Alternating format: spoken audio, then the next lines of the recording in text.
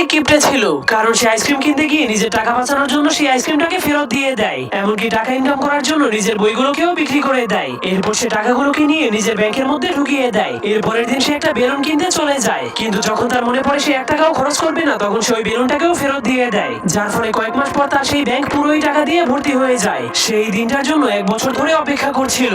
এরপর সে অনেক খুশি হয়ে তার টাকাগুলোকে নিয়ে একটা খেলনার দোকানে চলে যায়। এরপর সবগুলো টাকা সেই দোকানদারকে দিয়ে দেয়। কিন্তু দোকানদার প্রথমে এত ভাঙতি টাকা দেখে তার উপর অনেক রেগে যায়। তবুও সে তাকে তার পছন্দের খেলনাটাকে দিয়ে দেয়। কিন্তু সে ঘরে পৌঁছানোর পর তার বোন তার হাতে একটা রাখি বেঁধে দেয়। এজন্য সে তার ভাইয়ের কাছে গিফট চাইতে শুরু করে দেয়। কিন্তু ছেলেটা তাকে বলে, আমার কাছে কোনো গিফট নেই। তখন তার মনে পড়ে সে 1 বছর ধরে এই দিনটার জন্যই টাকা জমাচ্ছিল, কারণ তার বোন সবসময় সেই খেলনার দোকান থেকে একটা পুতুল কিনতে চাইতো। তখনই তার ভাই তাকে এতদিনের জমানো টাকা দিয়ে কিনা সেই পুতুলটাকে উপহার দেয়, যা দেখার পর তার বোনের চোখে পানি চলে আসে। এরপর অনেক খুশি হয়ে তার ভাইকে জড়িয়ে ধরে। আপনি কি আপনার ভাই বোনকে ভালোবাসেন কিনা যাওয়ার আগে অবশ্যই কমেন্ট করে দিন।